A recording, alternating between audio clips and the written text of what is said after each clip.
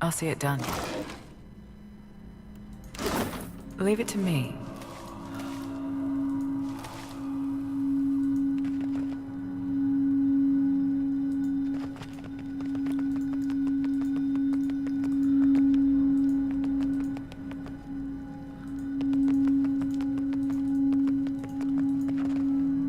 I'll see it done.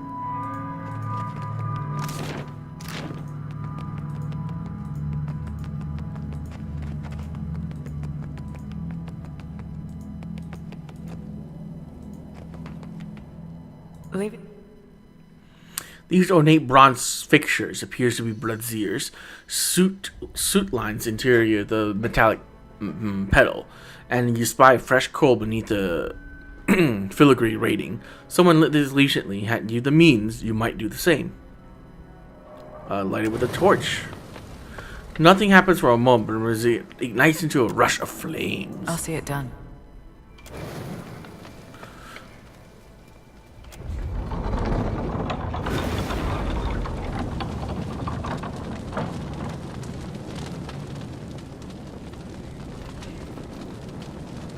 Leave it to me.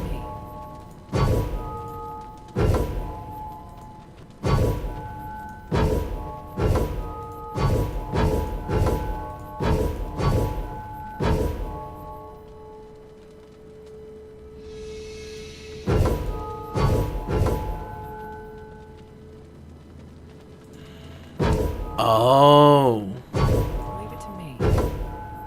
Trial and error, bitches. I'll see it done.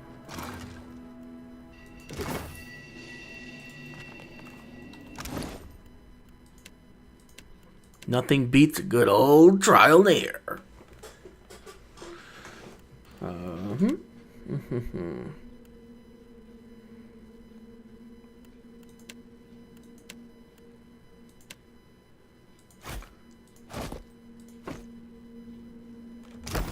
What is it?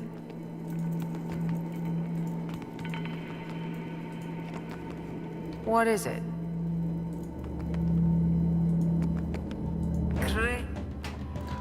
Oh my god. Oh my god, that is a big one. Ow. Ow. You fuck.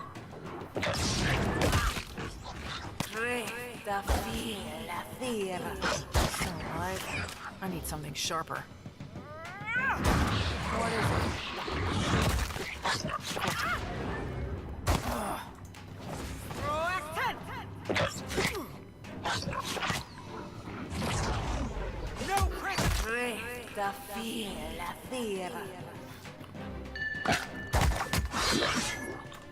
Okay. I wish the summons would last at least until the end of the battle. At least. Where there's a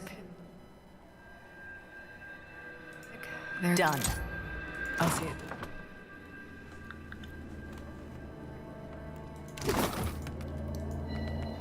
I see something. Leave it. I'll see it.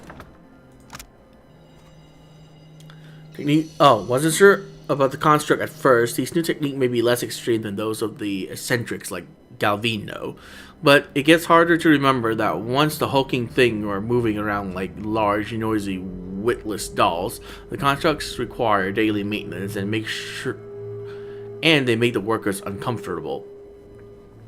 Still, being effective at deterring the local wildlife, and I have to admit I've started feeling safer with one of them standing nearby while I work. Odersi despises these things and avoid them if possible. That alone is considerable benefit.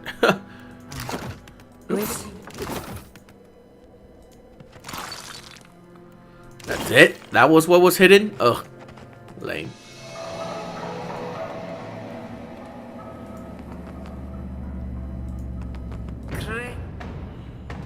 A will-o-wisp.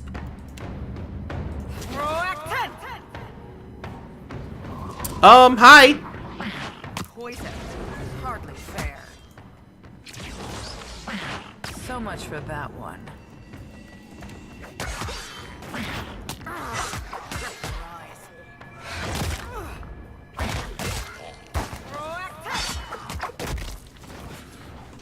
start summoning the next group. Poison. Okay. Hardly fair. Okay. They'll hurt yet. Nice.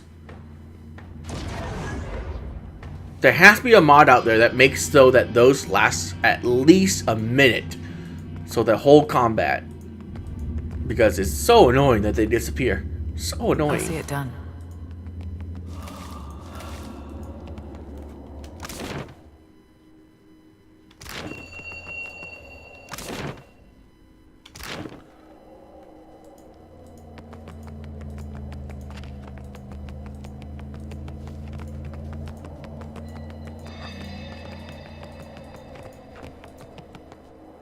Leave it to me.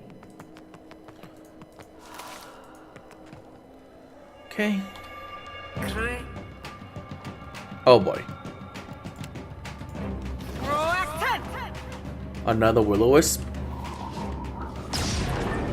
Bring them down. Go skeletons! Nice.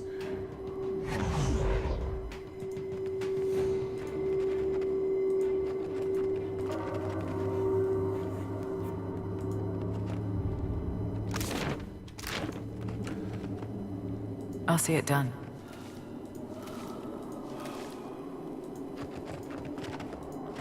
We're not alone. Oh shit.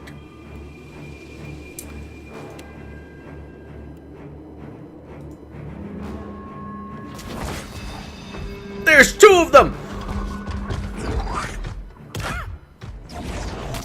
I'll have your eyes for that. Ow! Get you yet. No prisoners. Nope.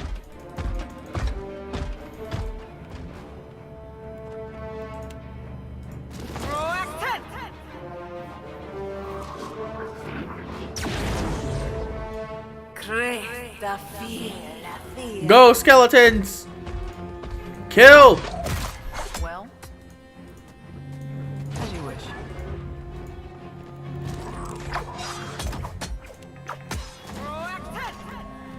See, now this is how a summoner should fight. Stand back. Yeah. Oh, they're immune to fire. They are immune to fire.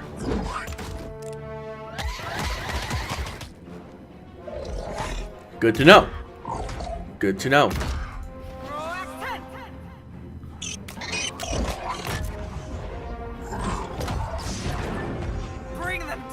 No, stop auto-attacking.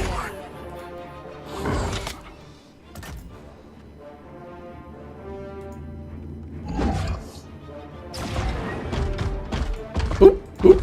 Run away.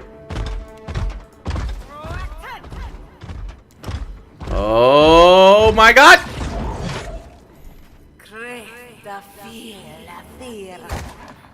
Ah!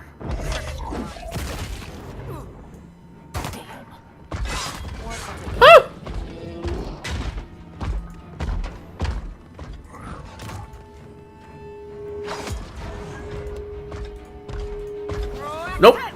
No, no, no, no. Okay. I need to learn to pause in combat. I mean, really.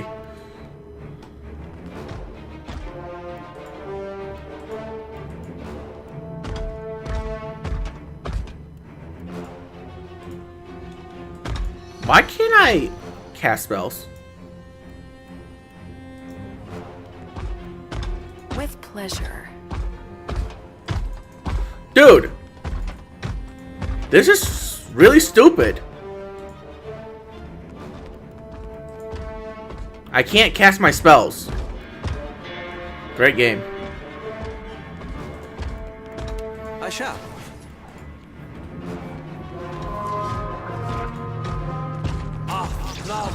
Beyond seek.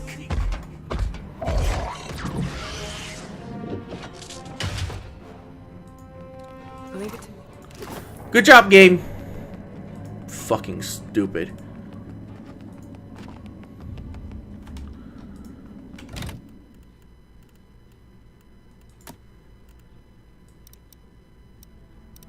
Just max it out. So fucking dumb that was.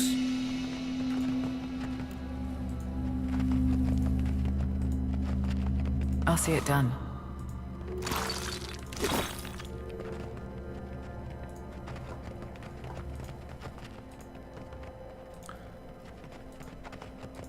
Okay, will the camera stop auto-focusing too? Holy fuck, that is annoying me.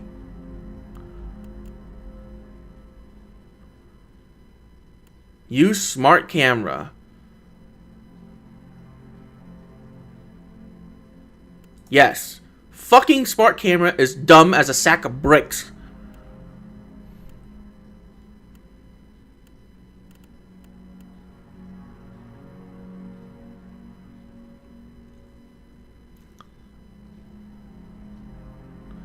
So goddamn stupid.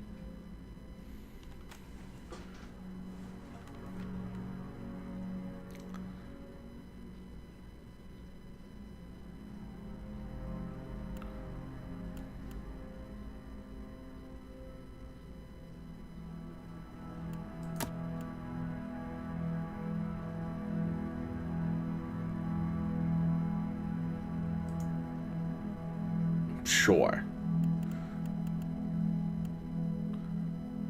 Auto level companions.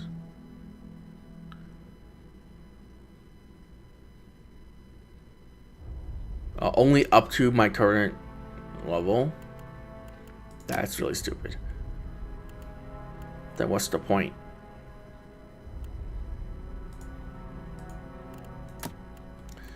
Okay.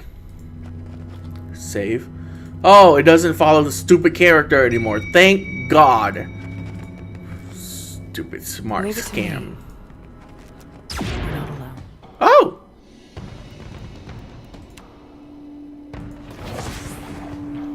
Oh no. Hi, I'm just gonna keep going, okay? You have fun.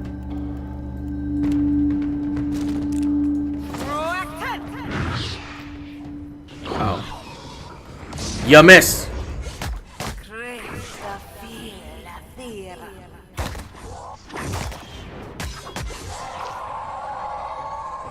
Of course. If only I can summon things before a fight starts. I'll see it done.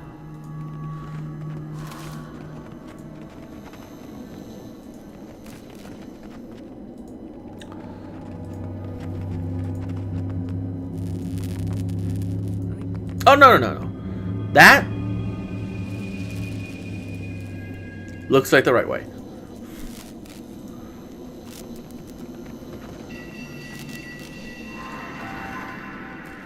We're not alone.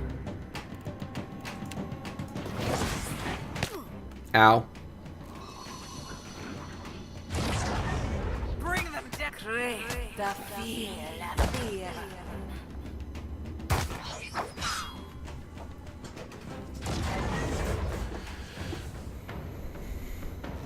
I'll see it done.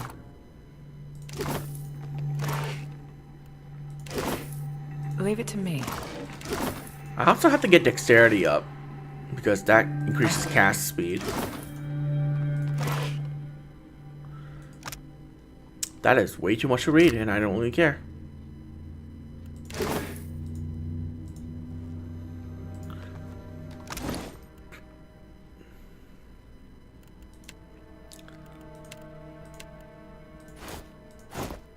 Huh?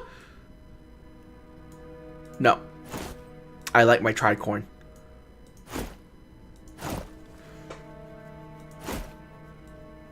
Do I like my tricorn? I mean, that looks pretty good. I'll use it for now. Cover up that disgusting face. You know?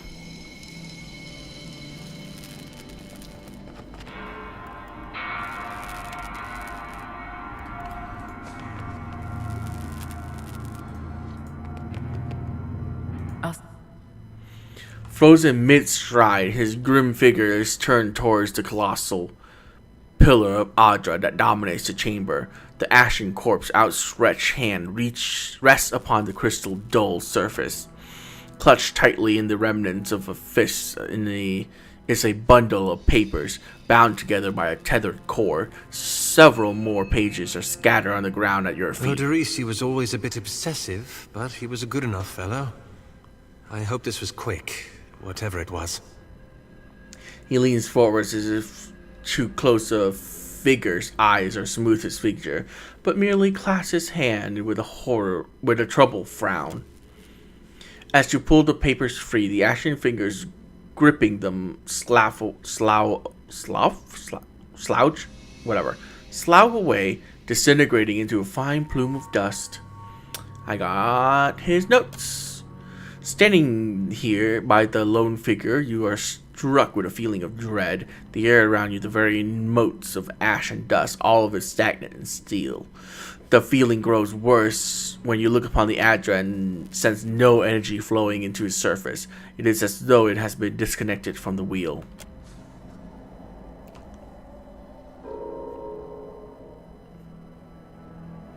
You place your hand against the pillar of luminous Audra. A dim, warm light emanates from the surface, but it feels cool to the touch. Pinpricks dance along your fingers, uncomfortable, but not painful. A woman's voice, scratchy, distant, and halting, echoes in your mind. Find your soul in him. You concentrate, peering into the Audra's energy as you would peer into a soul. Its inner light is blinding, but as you become accustomed to it, you perceive the core of the Audra itself, a churning mass of millions of soul fragments. With a jolt, the energy reaches out to you.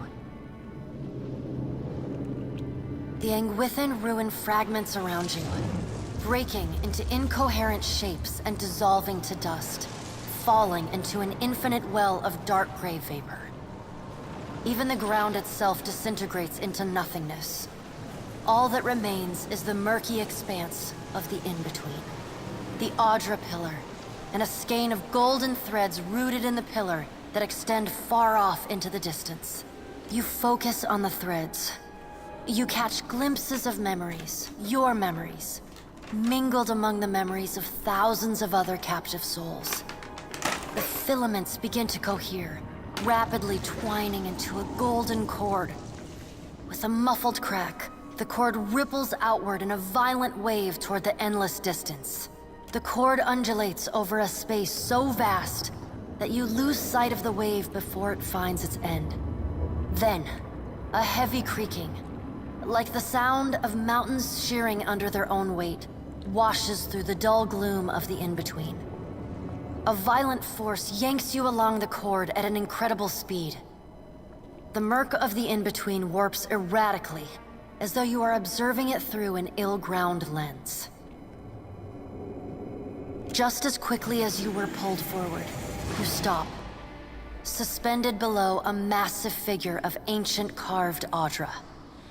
Like all Audra, it glimmers with energy, but the souls and memories within it are not flowing down. They churn in a vortex that burns at the heart of the statue's mass in some invisible engine. It is Aethys. The great golden cord terminates in his back, sending pulses of energy throughout his limbs as they move. He walks in long, slow strides toward a brilliant pillar of Audra far in the distance. It shines even more brightly in the in-between than Aethys. From within the teeming throng of souls, dozens of eyes look out to you. Through the cord, their collective anguish and despair push at the edge of your mind. Help us! Please! Help us! Their voices echo in your mind. Somewhere within their ranks, you can feel the presence of your own soul slumbering deeper in the gyre. Push past the lost souls to find your own. You attempt to evade the lost souls and find yourself within Aethys. but the incredible power flowing through the god's body repulses you. Not even your Watcher powers can penetrate the massive tides of energy crashing through him. The souls sense your presence and continue to desperately cry out to you. Aethys' stride slows and stops.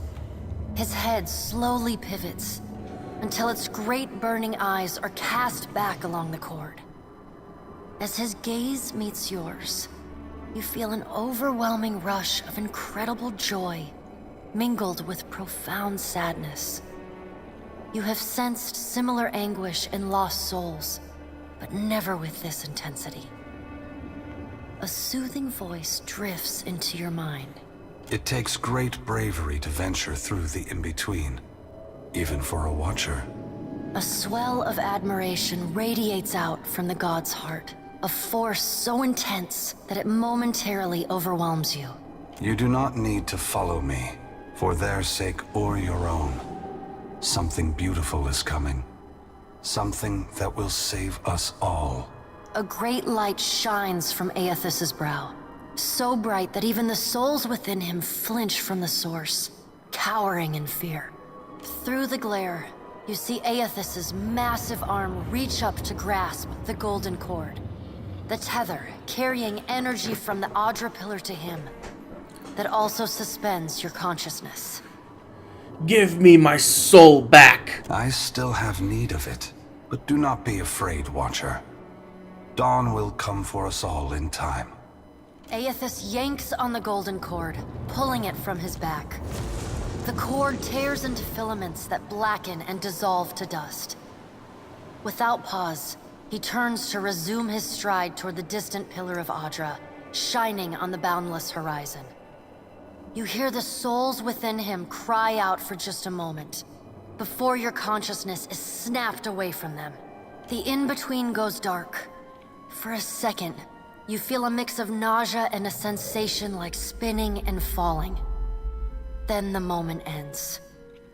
Your consciousness has returned to the Angwithan arena. The world is sideways, the Audra pillar upside down. You flinch at the feeling that you're standing on the ceiling. The disorientation overwhelms you and you collapse to your knees next to the luminous Audra pillar. Previously dim and flickering, the pillar now glows with a strong and steady light. You touch the Audra again, but the chill and prickling sensations you felt before are gone, replaced with a comforting warmth, like the embers of a fire that has just lost its flame. As you return to the world, you feel your hand on your back. You alright? Come on, we just got your back. Despite his tone, you can see the genuine concern in Eddar's eyes. I'm fine. I heard you say that before. Had something to do with a 2,000-year-old lunatic talking to you in your dreams. I've seen you commune with souls of the dead, but this looked altogether different. What happened? Huh.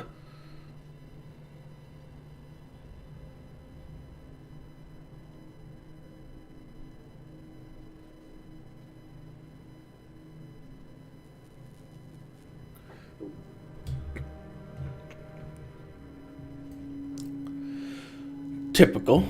Just when I'm on the verge of getting answers from a god, he cuts me off. They've got to employ their priests somehow. He grins with a sly mischief. What did Gon say? Is he gonna meet us? What do we do next? He charged you with a divine calling, didn't he? Just like he's done for me.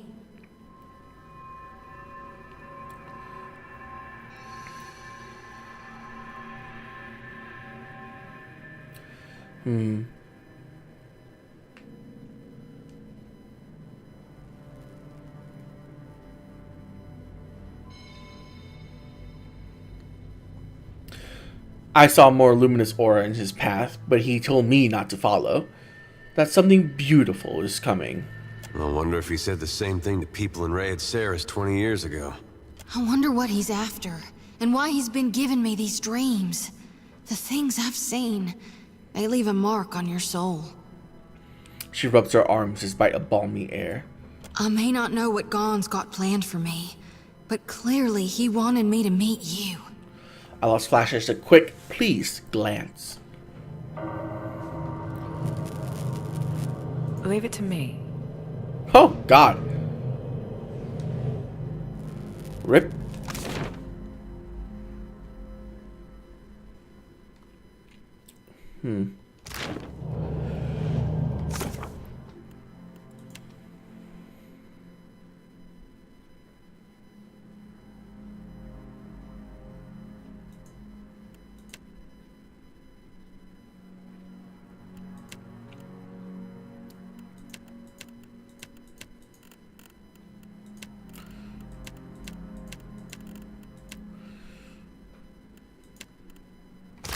Alright, the only thing left to do is return to Clario. Clario. Oh, there it is. Oh, thank God the stupid camera doesn't zoom to where my character is. Nice and quiet.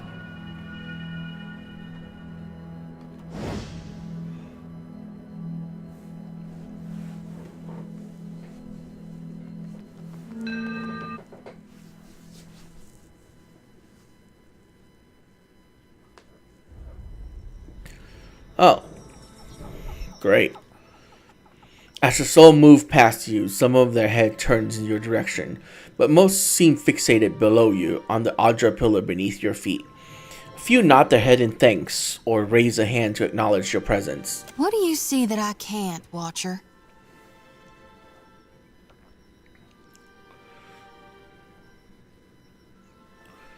Souls, dozen of them, maybe hundreds, they're all headed toward the Audra pillar. All of them? Really? She stroked the cage of her lantern, appearing lost in thought.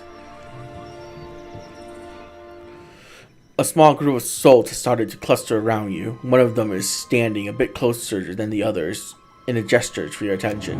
Watcher, we'd like to come with you. Why don't you just go to the Audra pillar? We would, and we appreciate that you showed us the way, but what if the Audra goes dark again before we reach the beyond? The other souls shuffle anxiously and look to each other, then back at you. Very well, follow me. Can I harvest the souls now?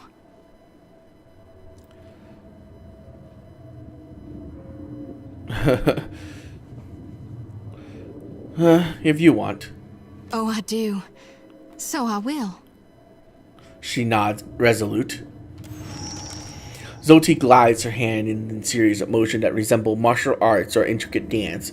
As she slides a circle around the area, she begins swinging her arm's lantern faster and farther from her body until an ephemeral light flares from inside.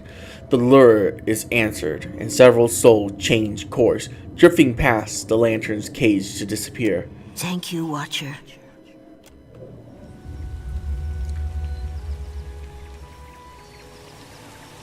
Got a weight in my lantern now. Almost feel like I can hear the soul when I jostle it around. How are you feeling? Have you suffered any recent nightmares? I did, recently with you. You were walking the depths of the ocean, but you didn't drown. And in your hand, you gripped the key to Aora's end. Her face alight with fierceness. I've seen stars wreathing a statue's brow, and souls flowing like tears over gleaming Audra. And then my god headed into the heart of the storm, where he could find the darkness. Tell me what's on your mind? You need me, I'll be 2 whoops and a holler. 2 whoops Yes, and a as you holler. wish. Of course. We will remain here to see to our dead. Okay.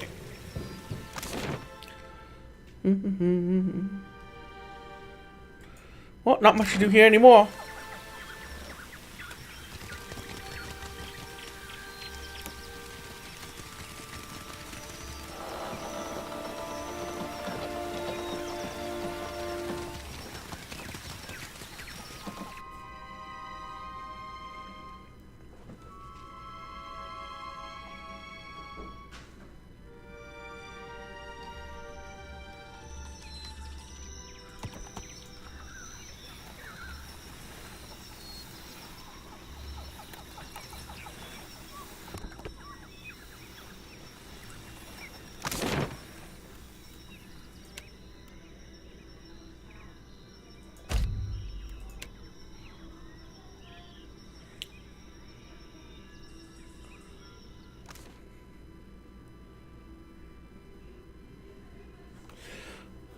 That picture only showed like 5 crew members. Well, I was hoping for more. What can I do for you? I have information about the dig site. At last, Belfetto, tell me, please, what has happened? How much have we lost? I must know.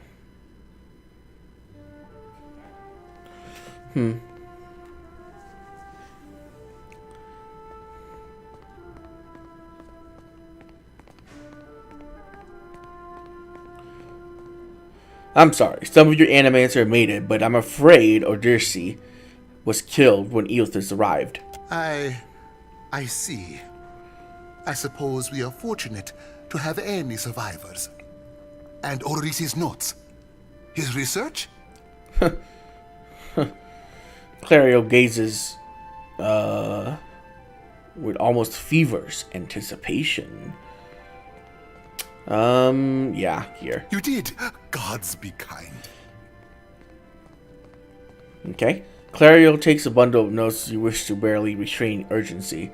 Within moments, he is flipping through the papers, his eyes sweeping back and forth across the pages.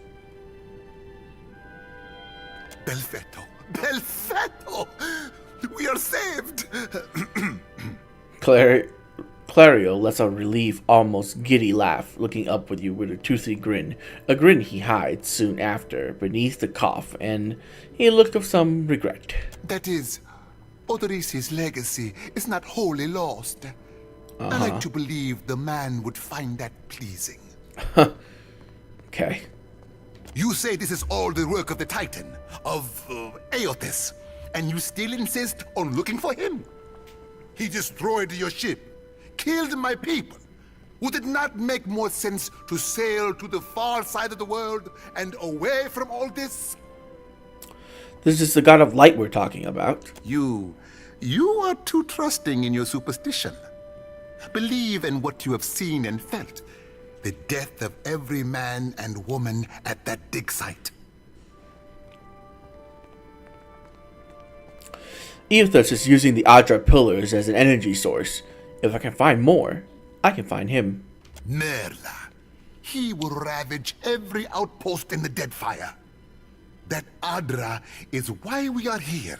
Why everyone is here, in truth. The Valiant Trading Company. The Royal Deadfire Company. Countless mercenaries. You'll want to go to Nekataka. Queen Onekaza II rules there, at the Kahanga Palace. Anyone seeking to do business in the Deadfire Archipelago must negotiate with her first. The Queen knows every other vein of worth in the Deadfire. I'm certain she can help you. That is, if she agrees to see you at all. Who are the Gahanga? The most powerful tribe in the region, now that Onekaza II has united a host of them under her rule. Ikawa would disagree, but then Ikawa contents herself with a spit of land and a handful of followers. Then that is where I'm going next. And for that, you need your ship. I'll arrange it with Ikawa. Between the two of us, I'm certain we can gather the workers we need. Head down to the beach once you are ready to depart. Thank you. Bompiaco. It is only right. After all you have done for me. I won't keep you further. You have a long and very strange journey ahead. Some advice. After you have had your audience with the Queen, seek out the Valiant Trading Company. They make their headquarters in Nekataka, and the company always appreciates good help. Level up. Okay.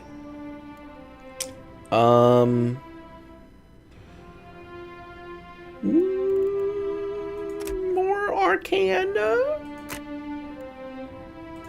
Nah, I'm actually gonna switch to that. Intimidate you to 5. I don't know how high I need to get it, you know. Probably quite high, but who knows. Actually, I don't even need sleight of hand. What am I doing? If anything, I should put athletics.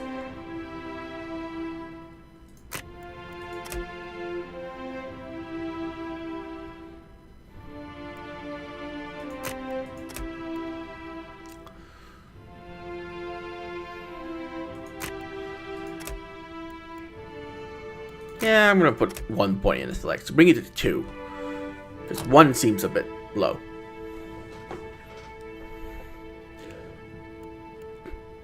Cause enemies in the area to be frightened.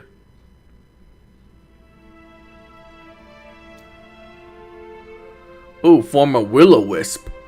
Take that.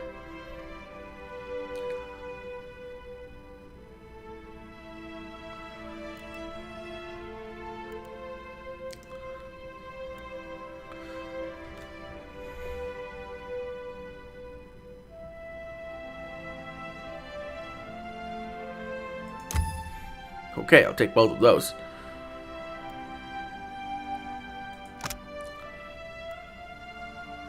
Oh, that's not that bad.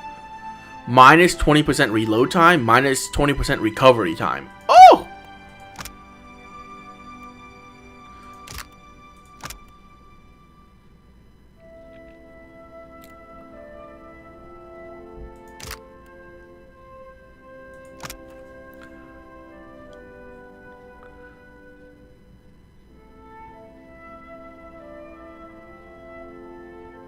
Oh, prevent interrupt? I don't care about that. Okay, so after this, if I don't level up, right, I think I'm gonna get this. This is just plus 10 reflexes. That's just amazing. That's basically this, but passive. So, much better. Then I'm probably gonna get this minus, nope, that's terrible. This, right here, so I can have less recovery time and faster reload time. That would be really nice.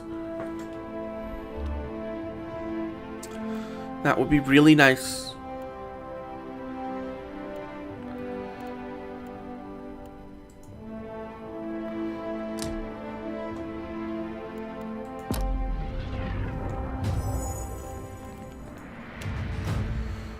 More mechanics. That's all I care about for you. More survival.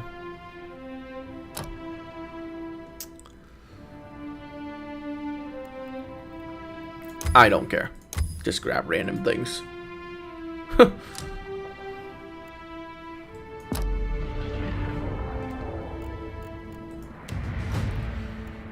Alchemy. Religion. I don't know what that does, and I don't know what this does. So...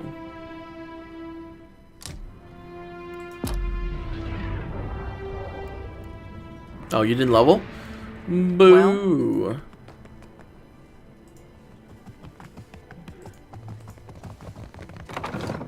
Well, I'm obviously going to take them with me wherever I go. It's just I'm not going to use them, right?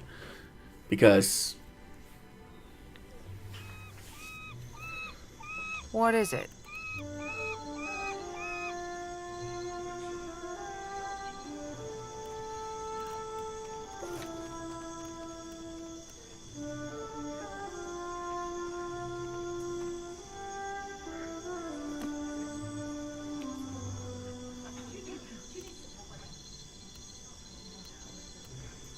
Oh.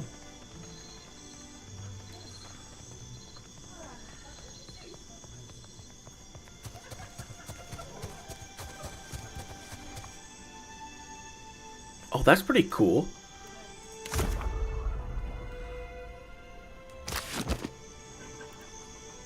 Okay.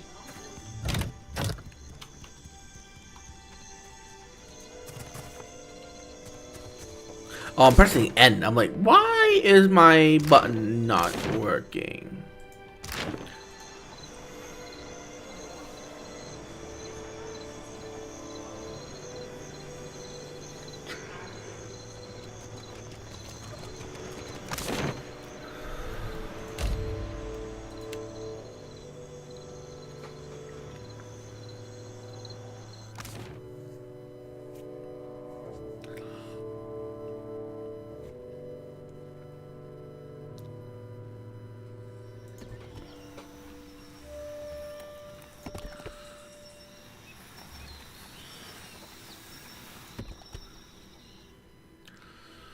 back to the shore.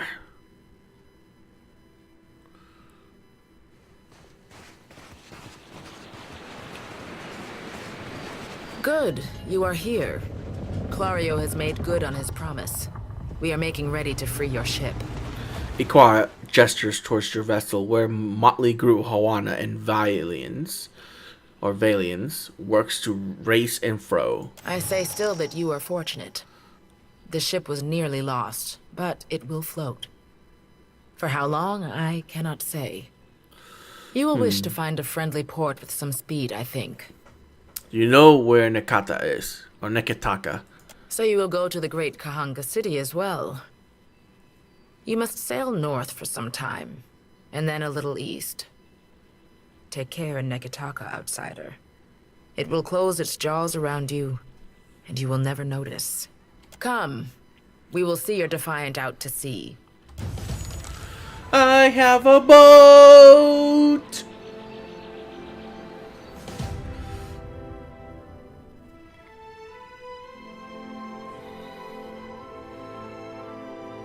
My lady, we should address the matter of our ship's resources before we get underway. Okay.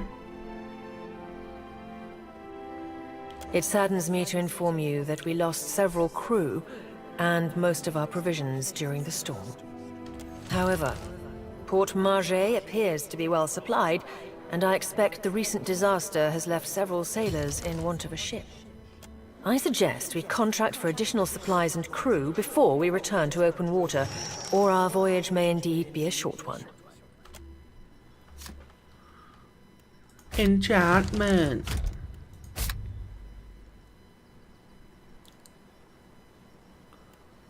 Okay. The better geared your ship, the easier the fight will be. Got it. Whoa!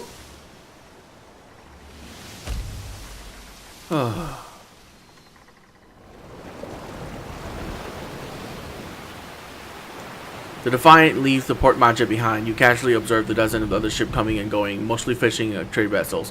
One craft stands out, an opposing dhow, repeat with cannons, rests into view of Defiant's starboard bow, or starboard bow.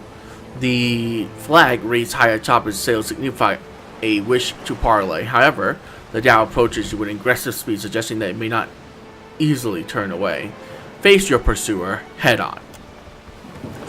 You spin the ship wheel counterclockwise. The ship swings around quickly, disturbing a gull resting on the foremast. The bird voids a white splotch on the deck as a sign of its disapproval. You even out the wheel and bear straight for the dhow. The distance closes quickly, and soon the massive dhow hull rolls on the waves beside your ship. Boarding planks emerge and are quickly cast into your ship, along with shouts of its crew notifying you their captain will be aboarding. Several well-armed men cross the plank, their eyes watches every inch of your ship. The crowd parts open to make way for their captain, a tall, well-dressed man. He peers at you with one impeachably groomed eyebrow raised. Following behind the captain, and in stark contrast stride, is unkempt Orlin. A pair of pistol grips protrudes from his belt, and he casually twirls a stocky firearm around his index finger. His shaggy face, framed by a long cobalt blue hair, a wildly braided cerulean beard, makes the crooked smirk he directs at you seem almost sinister.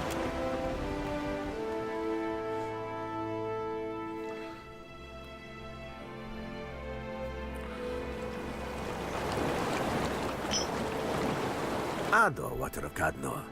On behalf of the Principes and Patrina, I must request we meet in parley.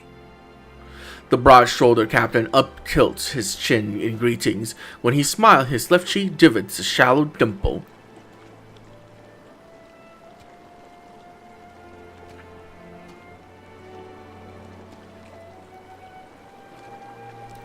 You could have asked before you boarded my ship, uninvited. Così. It has been some time since I last asked another's permission. He flourishes a courtly bow. I have heard some marvelous tales regarding your ventures in the Deerwood. In fact, you are the first dragon slayer I have ever met, outside of a grave. Some fools would seek to make a fortune by pilfering from one such as you. He's done his research. Might as well hear him out. Under the captain's words, you hear a faint but insistent buzzing. It Bloom's underwhelming fervent voice, drowning out all else around you. No one seems to notice. A vision, thunder cracks between your ears, and you glimpse a different sun-sought sea behind your eyes. No, let the vision come. The visions streak across your mind, fleeting and incoherent. An elf, dark hair and battle scars, step across the goal between vessels. She shakes the fervent hand, and warmth spills through you. Excitement, pride, respect. The imagery melts like candle wax into a lamp-lit galley swamped with the scent of unwatered rum and sweet fruit, with sailors and their songs and sweat. The scenes billow away, the ice-cold clawing replaced with the crew on deck, solemn and starving, as Ferrant gasps, one of the own by the throat. No, not one of their own, no more. You don't steal from family and stay family. Tears and mucus mar the man's features as Ferrante reads the man his last rites. Thief or no, they'll consign him to Andra as tradition dictates. The vision passes, leaving you blinking on the deck of the Defiant, looking to Fern's face. He raises an eyebrow. I believe you have met such a fool. Captain Benweth of the Drake. Despite the gravity of his words, he smiles grandly, and the dimple cuts deeper from his cheek.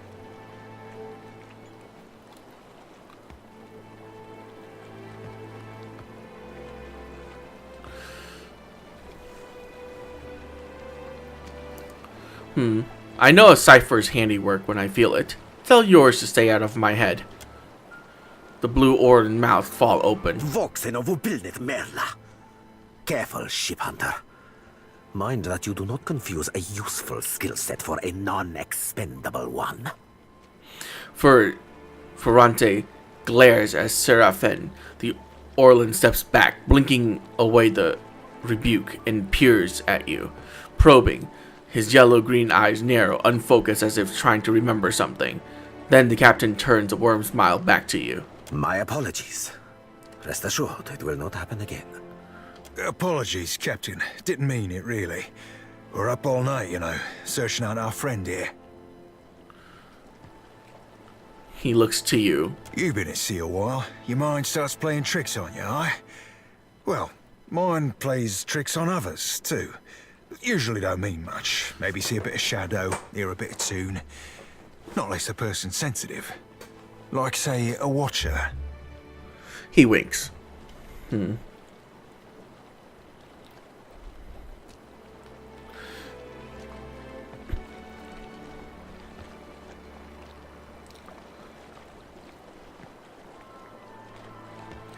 say this Captain Benwith is the one who attacked me. The short-sighted scoundrel has been wreaking havoc in the area for months. He is no son of Velia. I do not fault his ancestry, but he disregards too much the grand heritage we Principi represent. Benweth is the second most selfish captain within the Principi's newest generation. He risks all that we value. If Benwith is the second most selfish captain, who's the first? He pinches at his lips, eyes narrowing thoughtfully, though you can see that he's biting back a mischievous grin. Perhaps I have said too much. This is a problem solely of my own, for now. If Benwith is one of your own, shouldn't you take responsibility for his actions? Benweth is no captain of mine, Imika. It is not beneath my flag his Drake sails. Yet I do seek to temper his actions when they would endanger the Principi altogether.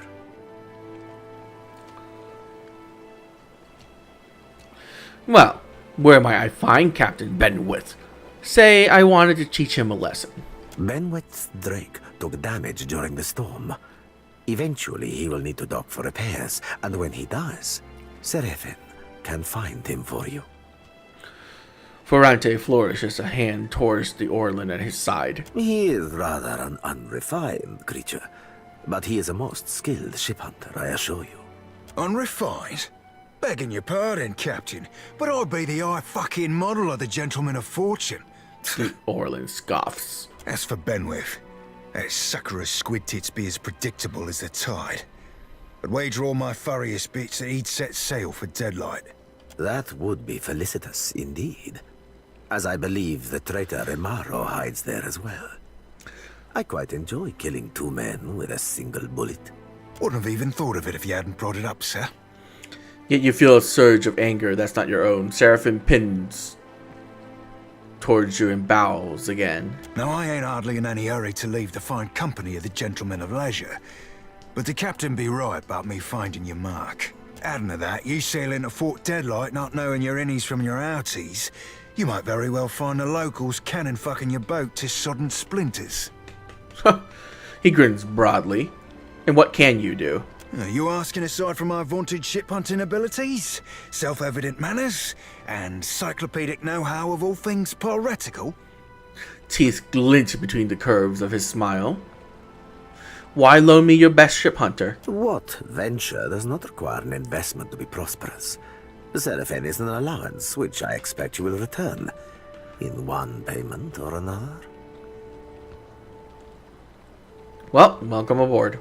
Oh, you won't be regretting this, Watcher. At least so long as you keep us heavy in grog and light on the onions. Ugh, them dirty shit apples ain't never agreed with me, and I'll be suspecting they never will. He pats his belly as he strides to your side. He's not sleeping near my berth, I promise you that much. I sail now for Dunwich, my own safe port. I will await you there, should you be successful in schooling our wayward captain. Nope, let's just stay with a cipher, because ciphers are amazing.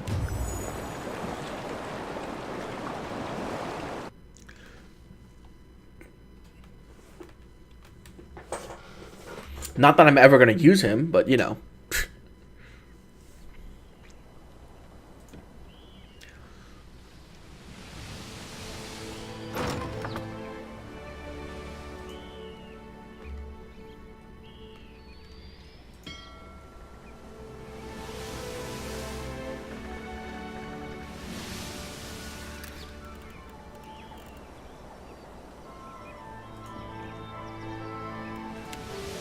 Now that's cool.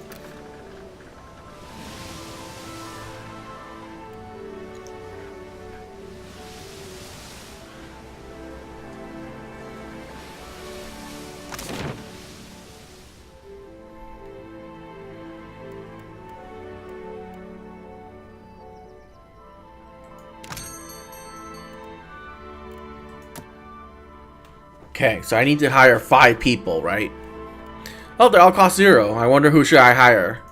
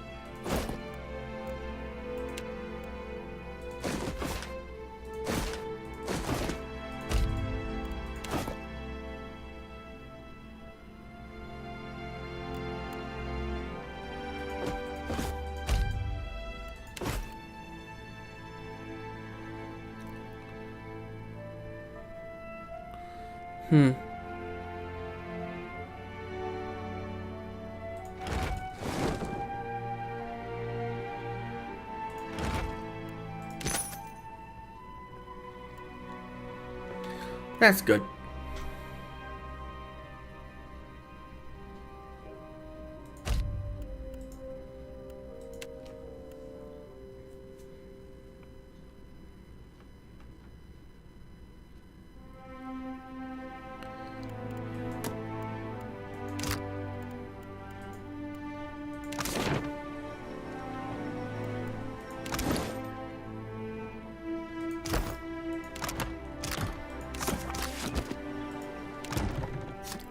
Ship management. I think I can figure this out. Thank you, though.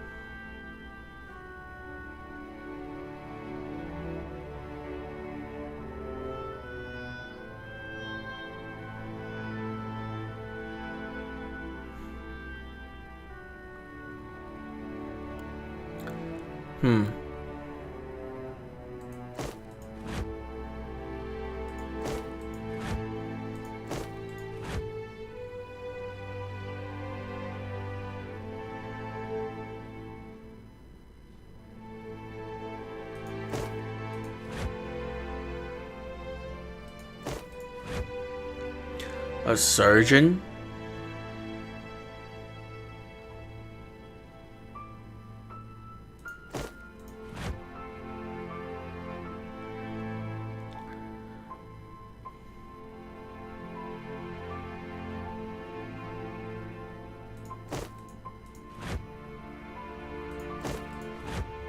There you go. Everyone is at their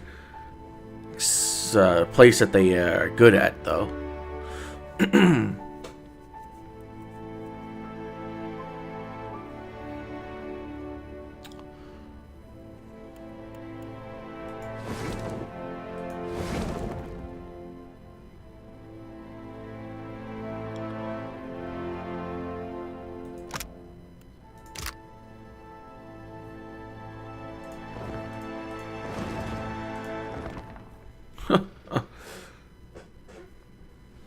Hardtack and water.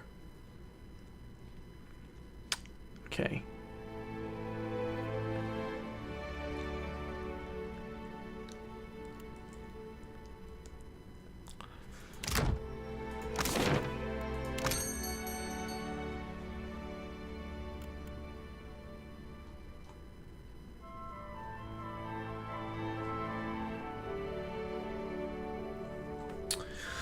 Okay then.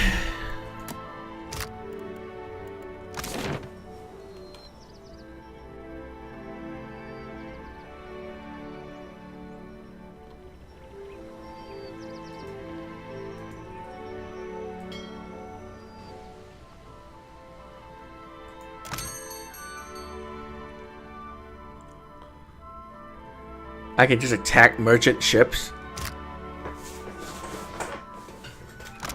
Tempting.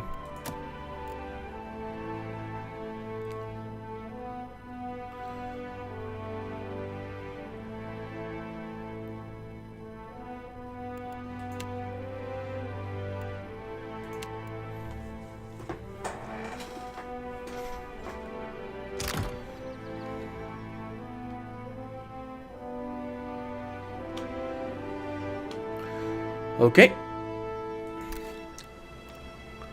Where is this? Fort Deadlight.